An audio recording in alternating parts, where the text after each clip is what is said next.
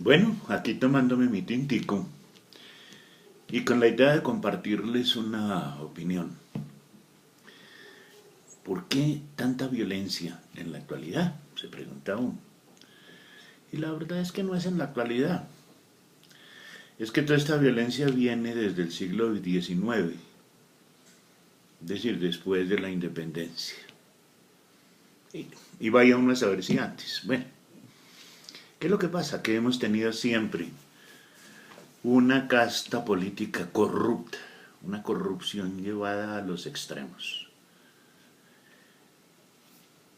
Y como tal, pues eso genera pobreza, porque la corrupción se apropia de los dineros de la gente, del pueblo, de nosotros. Y entonces como tal, pues eso genera en los más indefensos miseria. Y donde hay miseria hay violencia. Esa es una de las razones. Pero también quiero ir a algo más, porque es que aquí la gente piensa que la violencia, por ejemplo, eh, de las guerrillas, se debe a que algún ideólogo así se le llena la boca diciendo comunista, socialista, así llenos de pavor, se le ocurrió eh, sí, fundar, instituir unas guerrillas como fueron las FARC, como son el ELN, como fue el EPL, etc. Y resulta que las cosas no son así. Lo que pasa es que la gente tradicionalmente ha votado por sus mismos, por sus propios ladrones.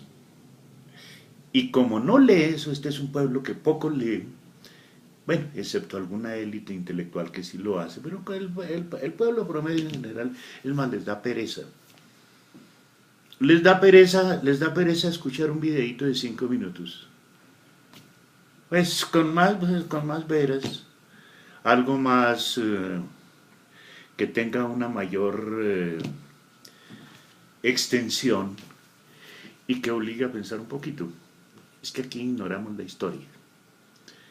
A ver, si vamos a, por ejemplo, de dónde nacen las FARC, de dónde nace el ELN, de dónde nació el EPL, pues tendríamos que remontarnos a los años 49, 50, 51, 52, luego viene una especie de pacificación hecha por Rojas Pinilla. Me estoy refiriendo a la violencia tan descarada, tan inhumana, que desató Laureano Gómez. Lo que pasa es que aquí la mayoría de la gente ni sabe quién fue Laureano Gómez. No saben quién fue. Entonces resulta que esa violencia hizo por parte del Estado, por parte del Estado, unas masacres que no tienen nombre en la historia, sino por allá de algún país africano. Unos asesinatos con la crueldad más grande que ustedes se puedan imaginar. Unos genocidios enormes. Que obligó a una parte del pueblo a formar las guerrillas liberales. Entre los guerrilleros liberales, pues no es la idea ponerme ahorita a nombrar algunos, pero está por ejemplo Guadalupe Salcedo, Aljuri, Eliseo Velázquez, etcétera, etcétera. No eran guerrillas comunistas, eran guerrillas liberales que surgieron como una reacción a la persecución estatal que desencadenó Laureano Gómez. Posteriormente vino el gobierno de Rojas Pinilla. Y el gobierno de Rojas Pinilla, para ser justos, hizo un armisticio con las guerrillas liberales. Y se incorporaron a la vida civil. Pero muy poco tiempo después vino la traición y fueron siendo ejecutados fueron ejecutados por el Estado. ¿Quién hace las ejecuciones en el Estado? ¿Mm? Ya puse en un video anterior el ejemplo de Guadalupe Salcedo. Se entregó en el año 53, es decir, cuando subió Rojas Pinilla. Cuando tumbaron a Rojas Pinilla, que eso fue el 10 de mayo de 1957, un mes después, casi un mes, menos de un mes, el 6 de junio de 1957, matan a Guadalupe Salcedo aquí en Bogotá. Él estaba tomándose un trago en la zona industrial, en una cantina, estaba departiendo con unos amigos. La policía se enteró de eso, la policía y el ejército rodearon la manzana y lo acribillaron, desarmado además. Entonces, ¿qué pasa con eso?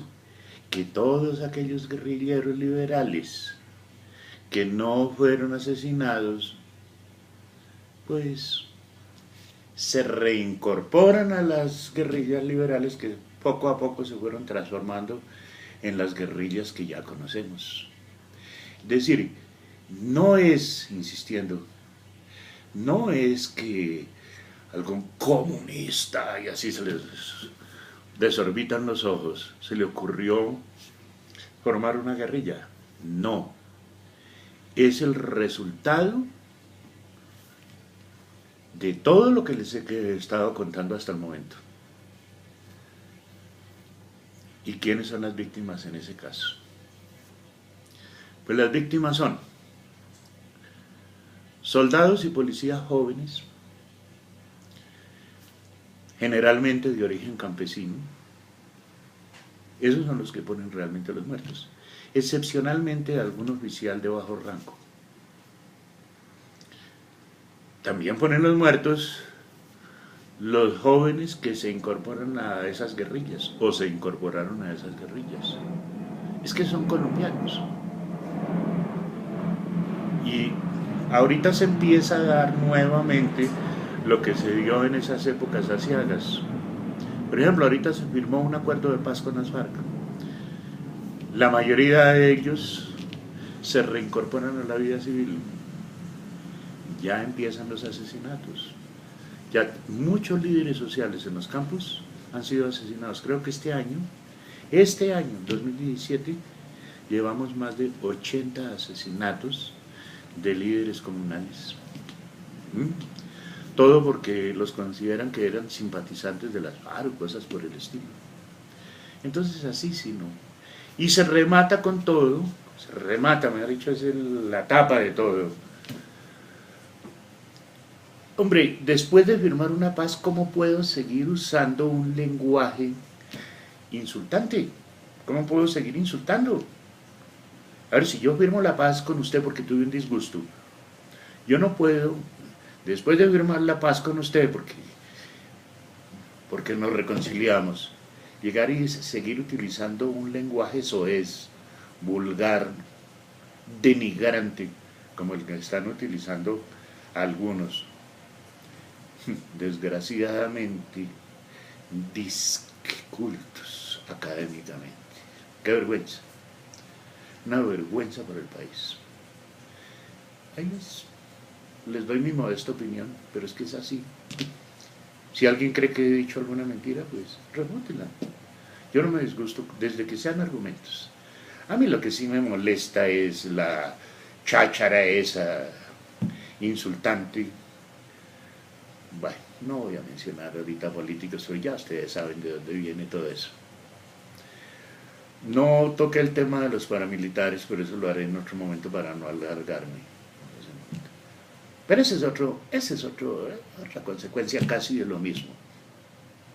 Pero organizada por terratenientes, que son en otras palabras, los políticos también de siempre, que formaron esas tropas para defenderse y les inculcaron una supuesta ideología que no tenían a la hora de la verdad.